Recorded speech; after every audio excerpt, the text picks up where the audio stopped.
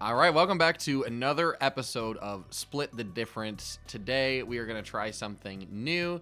It is called Defend the Indefensible. So we're going to take turns between Silas and I, basically creating a case or a defense for the dumbest, most cursed opinion possible. And today, we're going to start off with cursed food takes. All right, so I'm gonna read one off. Silas will have 60 seconds to create a defense for it. Then I'm just gonna give him a rating on his defense. Then he'll read one off to me.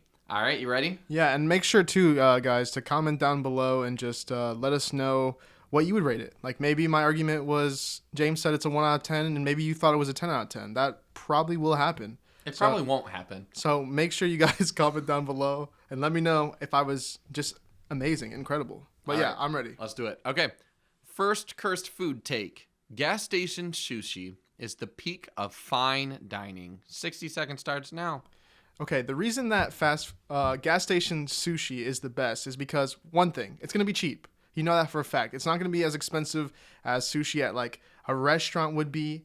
Number two, might be some fun surprises in there. You might get other things besides fish. You might get some bugs which have protein in them. You might get some things that have fiber in it. You just never know what you're going to get. You never know when you walk into a gas station what it'll be. So it's always a fun surprise. You know, switching up the menu constantly, switching up the type of sushi you get.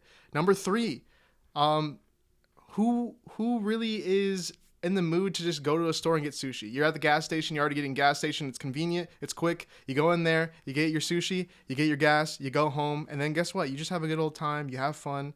And yeah, that's like the reason why gas station sushi is peak, and that's why I always buy it every time I see it. So yeah, that's my argument. 5 seconds. Anything else? No, that's it. All right, time. Nice work. Thank okay, you. so just to reiterate, you're saying essentially that it's cost efficient. Yep. There are surprises, which can be beneficial. And number three, it's like an all-in-one experience because you can accomplish more than just eating sushi by getting gas and other things at a gas station. Correct. Yeah, that's. I'd give that a solid 8.5 out of 10. That was a pretty good argument. Thank you. Sketchy, especially point number two. Well, it's fun. It's mystery. Like you don't know. They may have sushi. They may not. And if they do, who knows what the sushi is made out of? Okay. Thank you. Okay, are you ready for yours? I'll do my best. Okay. Here we go. Ketchup is the only condiment anyone ever needs. All right? So your 60 seconds begins now. Well, what's not to love about ketchup, Silas? Like, seriously, there's so much to it, whether it's the color, whether it's the texture, whether it's the taste. There's a lot going for this beautiful substance we refer to as ketchup, or some may say ketchup. Doesn't really. I've never heard of yeah, some say that. You just gotta listen for it. Anyways, it's the best of all worlds. It's sweet, so there's a lot of people out there that like that sweet and spicy combo.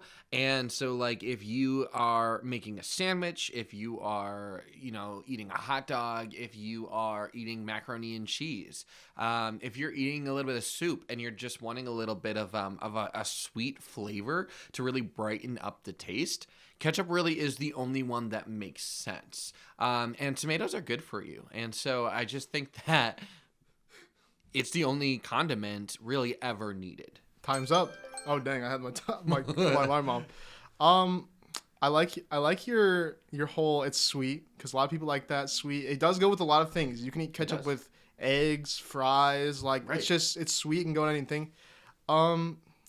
The healthy part had me a little tripped up. Ketchup is not healthy for you at all. But tomatoes are healthy. Can you just agree to that?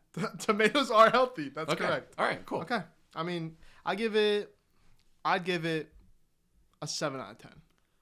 Okay. That's pretty good. I'll take it. I like it. I like the way you phrased everything. It just felt nice. Okay. All right. You ready for number 2 for you? I'm ready. Okay. Raisins improve every food they're added to. And go. Okay. So raisins off the bat, they're already good for you. So like if you eat a raisin, you eat a few raisins, it'll help you be regular. It'll help you just go. It's already good. So then if you already add it to foods that are already existing, it's only going to help add on to those things. People put raisins in salad already. People put raisins in cookies already. So like if there's such vast ranges of what raisins are already in to start with, Imagine if we did raisin ice cream. Imagine if we did raisins and cheeseburgers. Like, it's just a nice sweetness to the savoriness. So just imagine how far this variety could go. Imagine where the places it could take us. And imagine how much healthier we would be as a society. People would use the bathroom more. People would just be overall happier because they don't have to poop, you know? They're not constipated. So I think overall raisins could just be an improvement on society and just make everybody overall healthier. That's it. That's it? Okay, you got 2 seconds, so we'll just call that good. You know what? I think this one was a little rough for me. I feel like you're a little confused with like prunes and raisins. No, raisins make you go. Raisins make you go. Yeah, maybe. Also, the examples given were probably the worst examples you could have chosen because imagine ice cream with raisins in it. The raisins would get so hard. No. They would. Yeah. No, they would. We have cookies and cream. No. What about raisins and cream? No, that's awful. Raisins on a cheeseburger? Yeah. Where did that come from? We put blue cheese. Can you imagine that texture? Blue cheese is softer than raisins. Raisins are soft. They're chewy. They get stuck to your teeth. Can you imagine What kind of biting into? That's Can you bad. imagine biting into? That's cheap raisins. No. You're gonna bite into a burger and you're gonna get like raisins stuck to your teeth. But people eat popcorn and that gets stuck in your teeth. It's a completely different texture. I'm just saying that's a 4 out of 10 for me. Okay. Well, comments, you know what to do. Tell James he's wrong. Okay, on to the next one. Lukewarm coffee is actually superior to hot coffee or iced coffee. All right? And your time begins now. Well, I just think all of us can relate to the tragic story of the McDonald's woman many years ago when she was handed a coffee and sat it into her lap and it busted open and burned her, causing her to sue McDonald's for millions of dollars. Third-degree burns. Third-degree burns, man. And so I just think that if we really care about the people around us, that we should be very careful in the coffee that we're serving for them. And when coffee is lukewarm, you never have to worry about it being too hot where you could potentially be sued for serving it to someone incapable of not spilling it on themselves. And in regards to iced coffee, a lot of people have really sensitive teeth. And sometimes people, because they're so caffeine addicted, they are not careful with how they consume their beverages and they drink it too fast and it can cause some really severe pain in their teeth. So I just think if the whole world embraced... Time's up. So let me just say this. This is the strongest one by far. Thank you. I really like that one. I appreciate that. Bringing in a real life example of hot coffee being bad and also the ice. The whole point of the sensitive teeth. People complain about that all the time. Yeah. So like, Sensodyne. That's why they use Sensodyne. If you have lukewarm coffee, you never have to worry about that. I agree. You never have to worry. So I'm gonna give. I think I convinced myself. I think I might. You made it better for everybody in whole. You made the whole world just a safer place. The whole world's a safer place right now because of lukewarm coffee. Exactly. Yeah, I'm gonna have to give that. That's a definite 9 out of 10. There's like, if you would have gotten that finish off, I know. I think it would have been 10. I was close. I didn't realize where my time was at. But yeah, I mean, it was good. It was good. Thank you so much. Yeah. All right, next up, all sodas should be room temperature. Cold drinks are overrated. I hope I inspired you a little bit on this one. Yeah, your time starts now.